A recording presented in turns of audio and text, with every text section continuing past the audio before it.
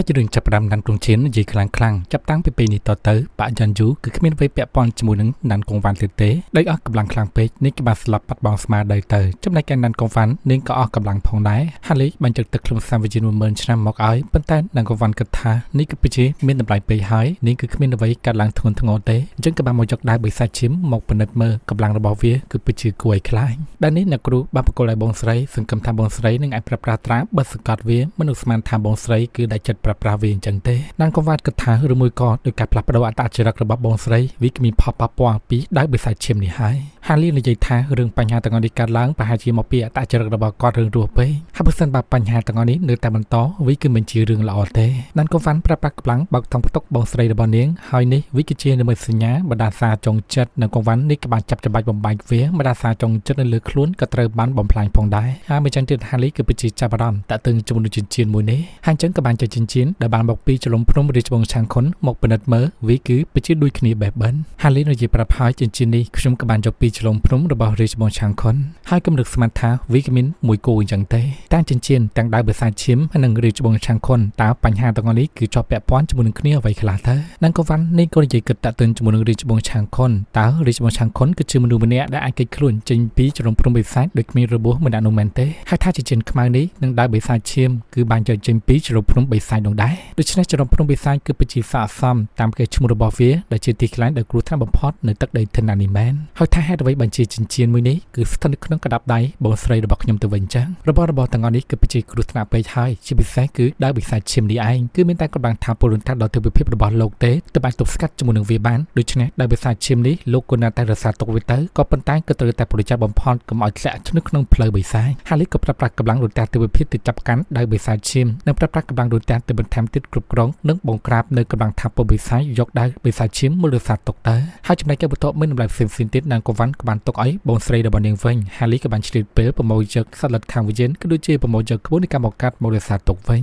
ដូច្នេះនៅទី2ក៏បានសម្រាប់ខ្លួនចាក់ចេញមកក្រៅណានកងវ៉ាន់នេះគឺមិនដែលចិត្តចាក់ចេញពីបាក់យ៉ាន់យូទេរយៈពេលរាប់រយឆ្នាំមកហើយនាងគឺតែងតែរស់នៅនិងវឹកហាត់នៅក្នុងបាក់យ៉ាន់យូតែហាលីគឺស្រាប់តែសោចណាកងវ៉ាន់និយាយសួរតើលោកសោចរឿងអ្វីដែរអញ្ចឹងហាលីនិយាយប្រាប់ខ្ញុំពិតជាអស់សំណោចមិនដឹងថាត្រប់ទៅកាន់បាក់លុយជុនវិញឬច្បងទី2នាក់មានការផ្ចាប់អបបណ្ណាទេនៅសុកគឺស្រាប់តែមានប្រតិចារស្ថិតនៅក្នុងកម្រិតទី4ម្នាក់ទៀតចូលរួមនៅក្នុងបាក់ណាកងវ៉ាន់នេះក៏ចង់ជួបជាមួយនឹងពួកគាត់ទៅពីរផងដែរប៉ុន្តែមុននឹងធ្វើដំណើរទៅនេះគឺមានរឿងបញ្ហាខ្លះៗដែលត្រូវដោះស្រាយជាមួយនឹងមនុស្សមួយចំនួនសិនដូច្នេះហាលីដឹងថាដានកងវ៉ាន់គឺនឹងនិយាយតាក់ទងជាមួយនឹងអ្នកគ្រូហុងហ្វូនិងអ្នកផ្សេងៗទៀតហើយអញ្ចឹងហាលីខ្លួនគេនឹងទៅជាមួយនឹងដានកងវ៉ាន់ដែរពួកអ្នកទាំងពីរក៏បានផ្លាស់ទីចាក់ចេញទៅដូច្នេះសាច់រឿងក៏បានកាប់ផ្ដាល់ដែនវាខ្សាច់តំបន់ភូមិភាគខាងត្បូងមូលដ្ឋានកងទ័ពនៃកុលសប៉ុនបូឡានមនុស្សម្នាក់នេះគាត់ក៏មានឈ្មោះថាគូយ៉ាវជៀនជាមនុស្សដែលស្ថិតនៅក្នុងកម្រិតទី4ដំណាក់កាលដំបូងឋានៈរបស់គាត់គឺជាគ្រូសាស្ត្រនៃកុលសប៉ុនបូឡានភ្លាមឈឹងវិនគាត់ក៏បានដើរមកដូច្នេះយ៉ាវជៀនគាត់ក៏បាននិយាយបាបឌឺដងអីយ៉ានេះគឺជាគ្រូសាស្ត្រឆិនតាយ៉ាងម៉េចហើយតាក់ទងជាមួយនឹងស្ថានភាពដែលបានកើតឡើងនៅក្នុងនគរហ្វុងជៀនតើលោកគឺអាចទប់ស្កាត់បានដែរទេ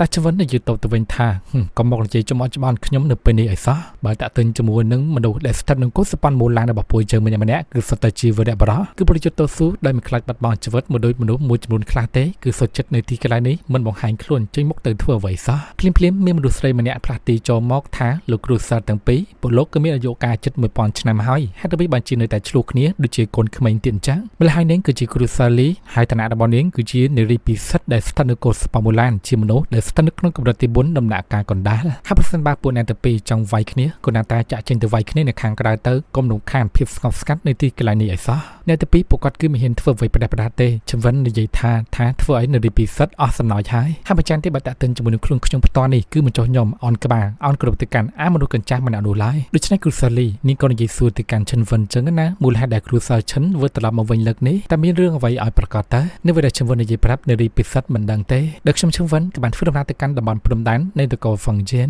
ក៏បានជួបប្រទះជាមួយនឹងអ្នកវឹកហាត់កម្រិតទី4ដំណាក់កាលដំបូងម្នាក់ដែលបានស្គាល់ប្រវត្តិច្បាស់លាស់ប៉ុន្តែអ្វីដែលសំខាន់នោះគេគឺអាចគ្រប់គ្រងនិងបញ្ជាសត្វលិតកាភេមាសជាច្រើនបានឬចឹងក៏ធ្វើយកជិនគឺបញ្ជាវិជាផ្អើសត្វលិតកាភេមាសអញ្ចឹងគ្រូសាលីក៏បានសួរបញ្ជាក់តើលោកក៏បានឃើញផ្ទាល់ភ្នែកមែនទេអញ្ចឹងគឺពិតប្រាកដណាស់កាភេមាសទាំងអស់នោះវាក៏បានផ្លាស់ប្ដូរពណ៌ទៅជាពណ៌មាសមានកម្លាំងដ៏ខ្លាំងបើតាមប៉ាស្មានមើលទៅមានអាយុកាលរាប់រយឆ្នាំមកហើយតែចំណាយយកជិនគេនិយាយទាំងអស់សំណោចមនុស្សដែលស្ថិតនៅក្នុងកម្រិតទី4ដំណាក់កាលដំបូងម្នាក់អាចគ្រប់គ្រងសត្វលិតកាភេមាសបានយល់ទៅគាត់គឺមិនជឿទេប្រសិនបើមនុស្សដែលស្ថិតនៅក្នុងកម្រិតទី4ដំណាក់កាលចុងក្រោយមកគាត់គឺប្រកាសជានឹងជឿគ្រូសាស្ត្រឆិនណាភ្នែករបស់ លោកប្រកាសជាស្វាងហើយទៅច្រឡំថាសត្វលិតទាំងអស់នោះវាគឺជាសត្វលិតកាភេមៀហើយបើមិនចឹងទេលោកប្រកាសជានឹងខ្លាចកម្លាំងគូសត្រូវខ្លាំងជាងលោកអញ្ចឹងហើយលោកក៏បានយកមូលហេតុទាំងអស់នេះយកមកនិយាយធ្វើជាលេសតែឆ្វិននិយាយថាកុសបានប៊ូឡានពួកយើងក៏ត្រូវបានដេញតាមប្រម៉ាញ់សម្រាប់ដោយសារតែសត្វលិតកាភេមៀជាច្រើនរយឆ្នាំមកហើយអញ្ចឹងគឺគ្មានហេតុផលអ្វីដែលគាត់មើលខុសតាក់ទងជាមួយនឹងសត្វលិតកាភេមៀទាំងអស់នេះទេហើយគឺដោយសារតែខ្ញុំមានភារកិច្ចត្រូវតែផ្ដល់ដំណឹងមកកាន់កុសបានពួកយើងឲ្យបានដឹងទេអញ្ចឹងខ្ញុំក៏មិនធ្វើត្រឡប់មកវិញដែរប្រកាសជាប្រយុទ្ធតស៊ូរហូតដល់បាត់បង់ជីវិតជាមួយនឹងអាមណានោះបាត់ហើយដែលភ្លាមមានមនុស្សម្នាក់ទៀតក៏បានដើរចូលមកផងដែរអ្នកតបីឃើញចឹងក៏បានលើកដៃអន់គោរពសុំគោរពព្រះគ្រូចុងដូច្នេះគាត់គឺជាមនុស្សស្ថិតនៅក្នុងកម្រិតទី4ដំណាក់កាលចុងក្រោយហាស្នេមហៅថាព្រះគ្រូចុងនៃកុសបានប៊ូឡាននិយាយទៅកាន់ឈិនវិនថាបើតាមព័ត៌មានដែលលោកបានរាយការណ៍បាញ់នេះលោកគឺមានគុណសម្បត្តិយ៉ាងធំធេងចំណែកឯពីស្ដីគ្រូសិលចៅជៀនបាននិយាយមកឲ្យបាញ់គឺពិជាសមហេតុផលសត្វលិតកាភេមៀវាគឺពិជាមានភាពខុសខើប្រេផ្សៃខ្លាំងណាស់ដែលមនុស្សធម្មតា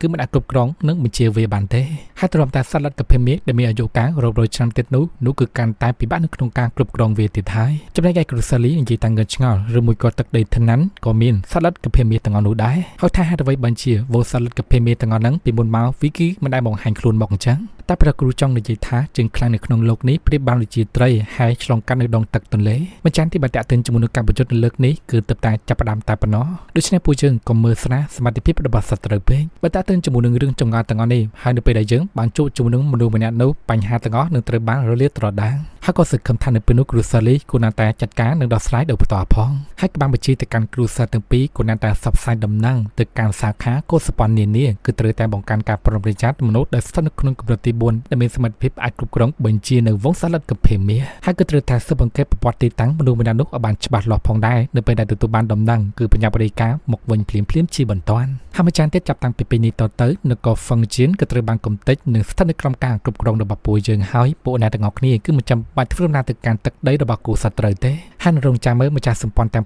9វៃវូយ៉ាគេគឺធ្វើសកម្មភាពអ្វីឲ្យប្រកាសទៅហើយជាងកម្មដល់ទីក្រុងធីនឆាំងនៅវិញក្បួនកម្លាំងថាពលនៃពលឺគឺកំពុងតែបាញ់ដំណើរការហើយនៅខាងក្នុងនៅវិញវូហឺគាត់គឺកំពុងតែអង្គុយនៅទីនេះអ្នកយាមម្នាក់មករាយការណ៍ប្រាប់ថាម្ចាស់សម្ព័ន្ធរងដល់រយៈពេលប្រហែលថ្ងៃមកនេះកូនតបជួមមកពួកយើងគឺបានបញ្ចុតជាមួយនឹងកុសបានមូឡានរយៈពេល7ដងមកហើយដោយប៉ះសមងងឹតក៏ត្រូវបានបាត់បង់ការគ្រប់គ្រងចំណែកឯម្ចាស់ក្រុងឈូគាត់បានត្រឹមតែគេចខ្លួនចាក់ចេញពីទីក្រុងអញ្ចឹងកុសបានមូឡាននៅពេលនេះក៏បានការកាប់ទឹកដីទាំងមូលនៃនគរហ្វឹងជៀនបាត់ហើយដូច្នេះគាត់ក៏បានបញ្ជាយកដំណឹងទាំងអស់នេះទៅរាយការណ៍ប្រាប់ទៅកាន់ព្រះរាជាប៊ូយិនហឺដែលស្ថិតនៅសម្បត្តិភូមិព្រំដែនជួមមកទៅហើយចំណែកឯចរំព្រំទៀនតៃគឺត្រូវតែការពារទឹកដីដ៏សំខាន់បំផុតនៅតំបន់ភូមិភាគនិរដីប្រសិនបើបរាជ័យមិនអាចទប់ទល់បានទេដូច្នេះកពូភ្នំហងឡុងបកជានៅស្ថិតនៅក្នុងសភាពគ្រោះថ្នាក់ហើយដោយក្នុងរយៈពេល7ថ្ងៃគឺត្រូវតែបញ្ជូនកម្លាំងកងទ័ពមកជួយឲ្យបានឆាប់បំផុតម្ចាស់ទីនៅជាម្នាក់នឹងរាយការណ៍ប្រាប់បន្ថែមកម្លាំងជំនួយដែលមកពីនគរជាជីនក៏បានមកដល់កំពុងតែឈរជើងស្នាក់នៅក្នុងទីក្រុងរងចាំបញ្ជារបស់លោកម្ចាស់តែប៉ុណ្ណោះវូហឺគាត់ងើបក្រោកឡើងនិយាយថានគរហ្វឹងជៀនគឺត្រូវបានបែកបាក់ទៅហើយនៅដំបូងដែលទទួលរងការប៉ះពាល់ខ្លាំងជាងគេនោះគឺនគរបៃលៀងដូច្នេះគូណាតែបញ្ជាកម្លាំងកងទ័ពឲ្យមកភ្នំគ្នាស្នាក់នៅការពារតាមចលងភ្នំនីមួយៗទៅសម្ភារៈដែលបានធ្វើការផ្ដោះប្ដូរកាលពីមុនប៉ុណ្ណឹងគឺវាល្មមគ្រប់គ្រាន់នៅក្នុងការប្រើប្រាស់បណ្ដោះអាសន្នហើយតែចំណែកអ្នកការពារនិយាយសួរបន្តថាម្ចាស់សម្ព័ន្ធរងមានព្រះរាជាជាច្រើននៅក្នុងសម្ព័ន្ធពួកយើងបាននិយាយសួរថាតែពេលណាទៅម្ចាស់សម្ព័ន្ធវៃវូយ៉ាគាត់ធ្វើត្រឡប់មកវិញដឹកនាំកែប្រែស្ថានភាពដែលបានកើតឡើងនៅពេលនេះវូហឺក៏និយាយប្រាប់ថាម្ចាស់សម្ព័ន្ធគឺកំពុងតែចាប់ដៃលវលដល់ស្រ័យការងារបន្តខ្លួនដល់ពិបាកបំផុតអញ្ចឹងពួកយើងនេះពេលនេះគួរណាតែខំប្រឹងធ្វើកិច្ចការងារឲ្យបានល្អបំផុតទៅហើយក៏បានបញ្ជាថារយៈពេលកន្លះជាមក្រោយគួរណាតែក៏ហៅនិងអញ្ជើញព្រះរាជាទាំងអស់មកទីនេះដើម្បីពិភាក្សាកិច្ចការងារបន្តទៀតដូច្នេះក៏និយាយគិតក្នុងចិត្តមិត្តចាស់ទោះបីជាស្ថានភាពជួមមុខកំពុងតែបង្កើនការតានតឹងក៏ដោយតែចំណាក់គ្រូអាចារ្យទាំងអស់នៅពេលនេះគឺនៅតែអាចគ្រប់គ្រងបានជាការតែមើលហាលីនិងណានកងវ៉ាន់ក៏បានស្ដាប់ខ្លួនផ្លាទីមកដល់ទីកន្លែងនេះភ្លាមមានការផ្ទះបាជាខ្លាំងសុកេតឃើញថានៅខាងក្រោមគឺមានស្រាក់ស្នាមនៃការប្រយុទ្ធគ្នាហើយអ្នកដែលបានបាត់បង់ជីវិតទាំងអស់នៅទីនេះគឺសត្វតាជាប្រជាជននៃកុសបានប៊ូឡានម្នាក់គឺសត្វតាជាមនុស្សធម្មតាជានៅខាងក្នុងនិយាយថាលោកម្ចាស់មនុស្សទាំងអស់គ្នានេះក្រែងថាពួកគេគឺជាមនុស្សដែលស្ថិតនៅក្នុងក្បួនដូចតែសេះការពីមុនតាហាលីពិតជាងឿនឆ្ងល់ខ្លាំងណាស់ថាពួកអ្នកទាំងអស់គ្នានេះគឺគ្រាន់តែជាអ្នកជំនួយមនុស្សធម្មតាតែប៉ុណ្ណោះដោយសង្គ្រាមការប្រយុទ្ធគ្នាគឺរវាងអ្នកវឹកហាត់និងអ្នកវឹកហាត់តែប៉ុណ្ណោះហើយ តអ្វីបានជាចាំបាច់ធ្វើបាបជាមួយនឹងមនុស្សធម្មតាបែបនេះទៅវិញតើពួកគេមានចេតនាអ្វីឲ្យប្រកាសទៅនឹងកងវ៉ាន់នេះក៏សង្កេតឃើញមានទារកម្នាក់ដែលកំពុងតែស្រែកយប់នៅទីនេះម្ដាយរបស់គេក៏ត្រូវបានបាត់បង់ជីវិតដកហូតព្រលឹងនៅសល់តែសាកសពតែប៉ុណ្ណោះនឹងកងវ៉ាន់នេះក៏មិនដឹងដូចគ្នាតើនរណាគេធ្វើទៅធ្វើប្រេផ្សៃថោកទាបនៅថ្នាក់នេះហាលីរបស់យើងក៏បានប្រាប់ប្រាស់កម្លាំងសង្កេតឃើញមានមនុស្ស4នាក់ដែលកំពុងតែដំណើរការក្បួនដកហូតព្រលឹងមនុស្សធម្មតាដែលស្ថិតនៅកោសិបនមូឡានពួកអ្នកទាំង4ដឹងថាមានមនុស្សដែលស្ថិតនៅក្នុងកម្រិតទី4ផ្លាស់ទីមកហើយដូច្នេះពួកគេក៏បានបញ្ចប់បញ្ញារួចគេខ្លួនប៉ុន្តែហាលីក៏បានបោះស្កាត់មកប្រាប់ប្រាស់កម្លាំងចាប់ពួកគេទាំង4ជាប់បំបាក់ដៃបំបាក់ជើងសម្រាប់ពួកអ្នកទាំង3នៅសល់តែម្នាក់តែប៉ុណ្ណោះប្រាប់ប្រាស់កម្លាំងពិនិត្យមើលការចងចាំគេបាននិយាយហើយមនុស្សដ៏ថោកទាបដែលស្ថិតនៅសពនមូឡានទាំងអស់នេះគ្មានប្រយោជន៍ទេ